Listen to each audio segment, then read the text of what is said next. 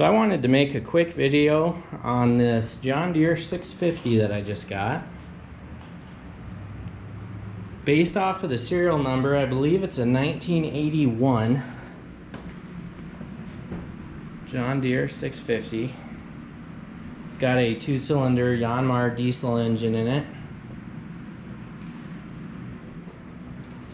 The tag on the back says it was manufactured by, I don't know if it's Yanmar or Yanmar, I've heard both in some YouTube videos, but manufactured by Yanmar Diesel Engine Company, Osaka, Japan. So I don't know if that means the parts were manufactured overseas and it was assembled here, or maybe the whole thing was assembled there. I don't know. For the most part, everything on this is original and pretty well kept for its age. I think the only thing that's strange is the rear tires seem different than what I see on most of these models. There might be a weird size tire on here or something. These are 31 by 15.5 by 15s. Really nice bar tires though. They're nice and wide. And this is a 2-wheel drive, which is fine. And it has a geared transmission, which is one of my favorite things about it. Technically it's an 8-speed. It has high and low, so it's, you know, 4 gears with high and low.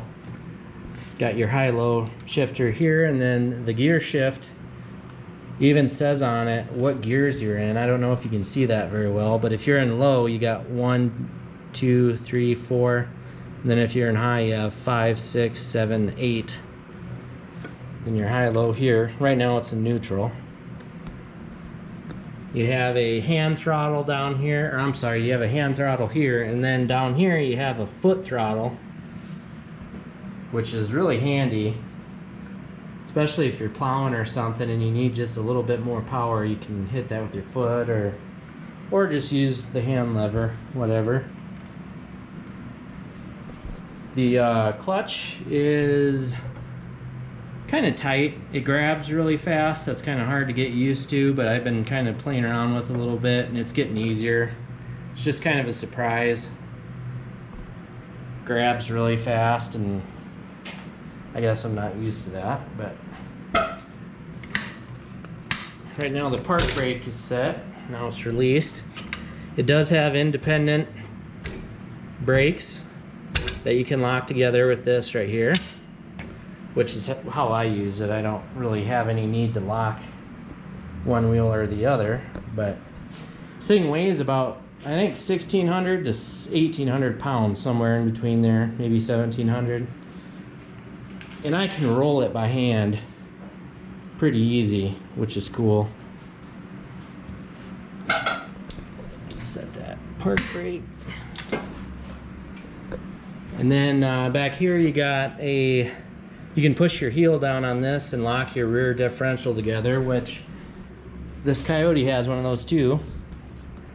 Those are always cool, and I really like that design because having to push it down with your heel keeps you from leaving it on. If it were like a switch or a lever or something like that, you'd forget about it and drive around with your rear differential locked, but doing it this way, make sure it unlocks and doesn't tear up your rear end. And then you got the on-off for the rear PTO right there. Your height adjustment right there, which 3-point works great, goes up and down great, and the PTO turns on and off.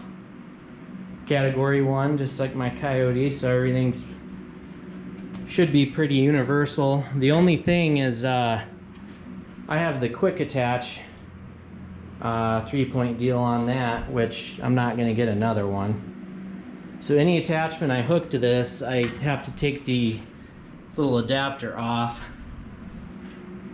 and then stock pins that are in my attachments will just go right through this. And this can be adjusted, and even these side links here, you can adjust those. It's got the heavy duty deal on the back for pulling or, you know, whatever. But it's incredibly clean. It's got the roll bar on there, which is solid. It doesn't fold or anything. I was really lucky this fit in my garage.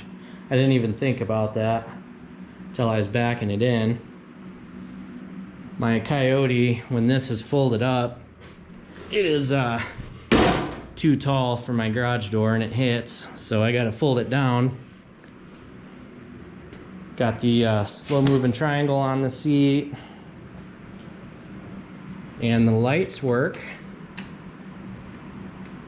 Whoop, turn the key on here. You got hazards, front and back. And then you got front headlights. And there is a light here that works. That's pretty cool. Headlights and hazards, as well as that red light there.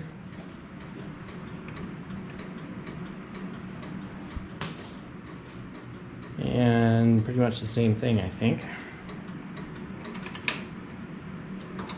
It does have front PTO on it, which I know nothing about.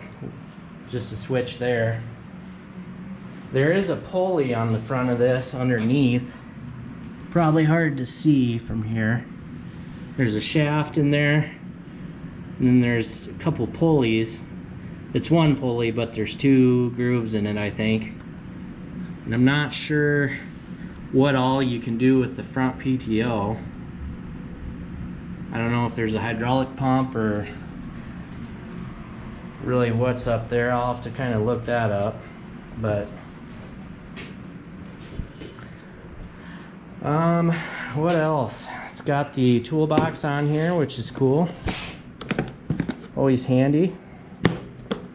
Just like the Coyote has one. And again, it has that beautiful John Deere green paint on it. Looks great. Has a float gauge for the fuel. Right now it's about half full of diesel, so it reads right on the money. No wires, no anything, just a float gauge. It's all you need to know how much fuel is in it. And I'll open the hood here in a second, but it sounds pretty good. It's surprisingly more quiet at high RPMs than it is at lower RPMs, which is odd. It's got this little chrome piece on there. I would like to get a black one or a gray one. I really don't like chrome for some reason. I don't know why. But I'd like to change that. Preferably get one that's the same color as the muffler.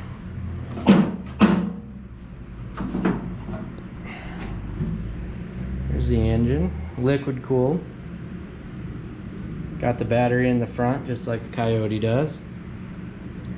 Relatively easy to get at. Got a fan on there. It's really not that big of an engine. It's just funny how industrial it looks being that small.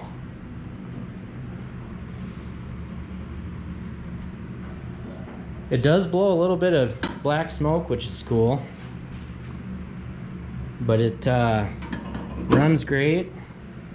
It doesn't have any excessive smoke or normal operating smoke or anything like that.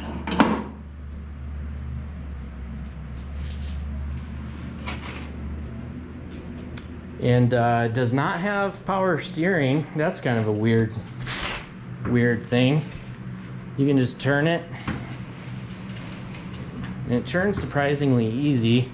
And it's funny because it has this big old steering wheel on it, and then the Coyote has a smaller steering wheel, but of course it has the hydraulic steering on there, which I'm glad it does, especially for digging and being in four-wheel drive and all that.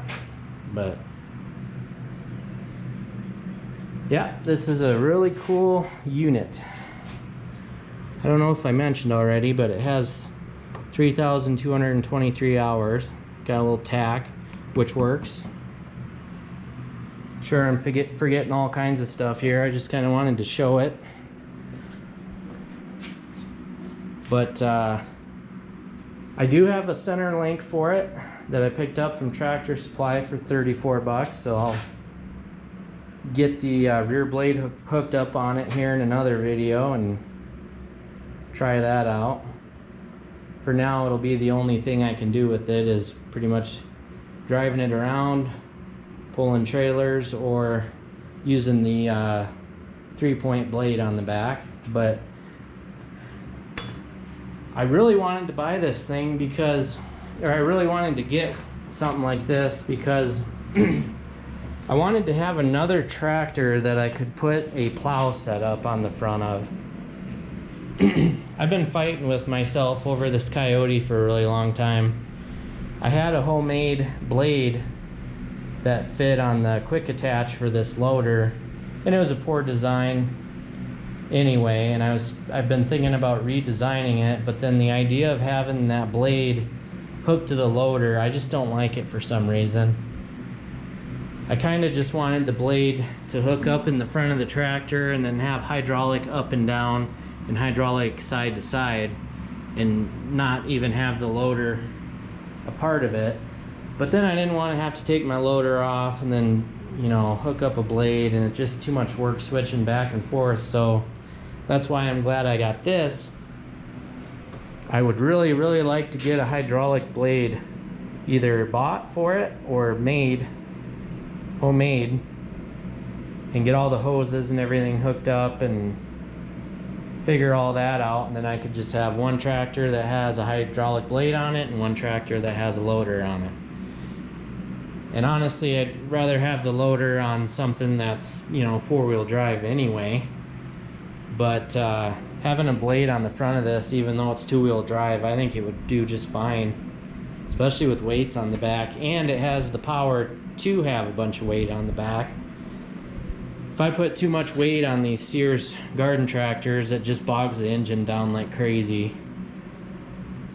If you get, you know, 50 pounds on each wheel and then another 100 pounds on the back plus me, it's a lot of weight on that rear end, and these little 6.5 horse engines struggle. But with this thing, I could put quite a bit of weight on it and it would do just fine.